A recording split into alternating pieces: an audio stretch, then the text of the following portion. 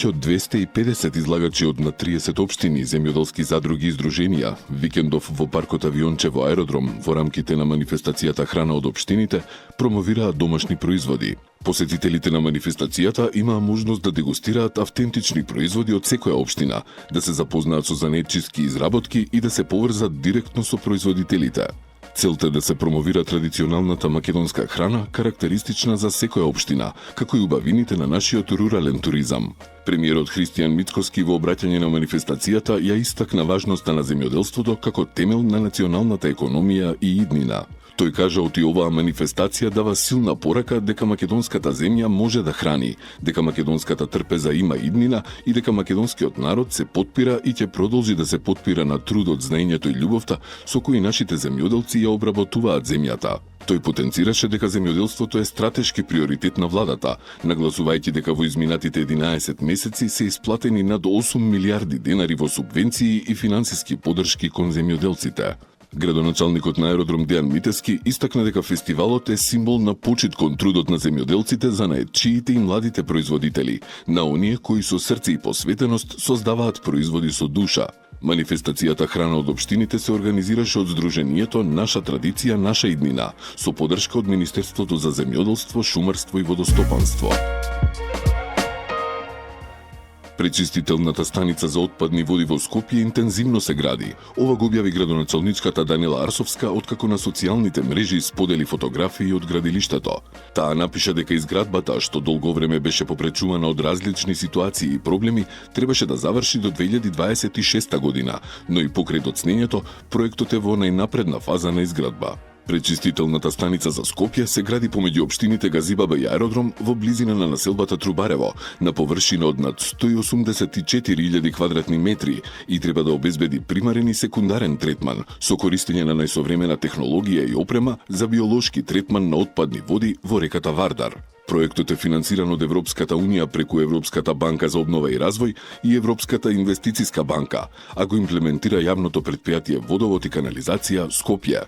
Целата инвестиција изнесува 190 милиони евра.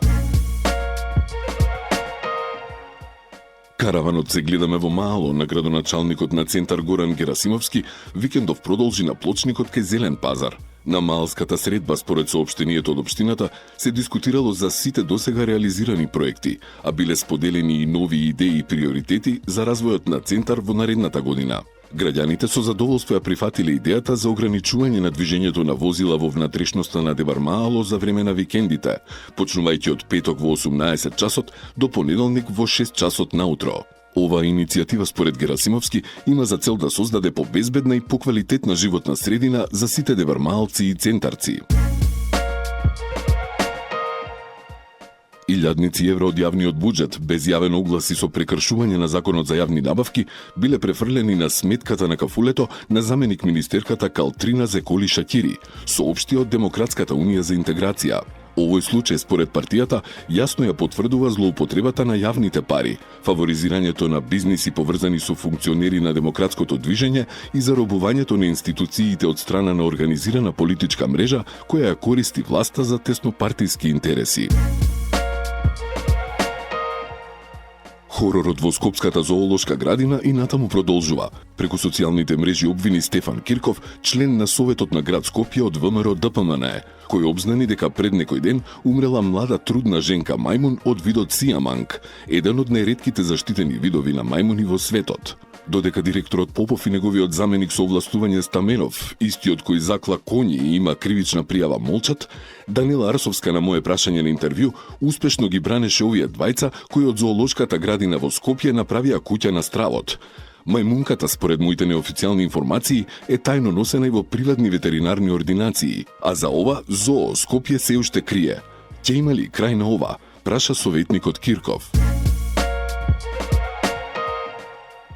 Пред Министерството за внатрешни работи вчера се одржа протест за убиеното куче Феликс. граѓани, активисти и љубители на животни се собраа заеднички да побараат правда за убиеното куче и да испратат порака дека насилството врз животните мора да престане, а сторителите да бидат соодветно казнети. Како што соопшти организаторите Зелен Хуман град, барањата од протестот се итно расчистување на случајот со Феликс и изрекување максимална затворска казна за сторителите, воведување минимум од 1 година задолжителна затворска казна за кривичното дело убиство и мачење животни, формирање локални општински служби за заштита на животните, донесување закон за комунална полиција со единица за полиција за животни, спроведување превентивни мерки за редуцирање на насилството врз животните и системска едукација за хуман однос кон животните. Воедно организаторите потсетија дека во македонскиот кривичен законник веќе речиси 20 години постои член за кривично дело убиство и мачење животни, но досега не е изречена ниту една затворска казна.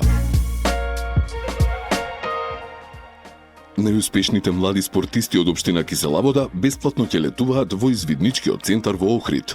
Ова денес го објави градоначалникот Орце Ѓорѓиевски, кој додаде дека продолжуваат со успешната пракса на наградување на младите спортски таленти со бесплатно летување, како дел од стратегијата за поддршка на спортот и здравиот начин на живот. Според објавата на градоначалникот, годинава бесплатно ќе летуваат прваците во ракомет од училиштата Кузман Шапкарев и Кирил Пејчиновиќ, во кошарка од Кузман Јосифовски Питу, во одбојка Партенија Зогравски и во фудбал од училиштето Кирил Пејчиновиќ.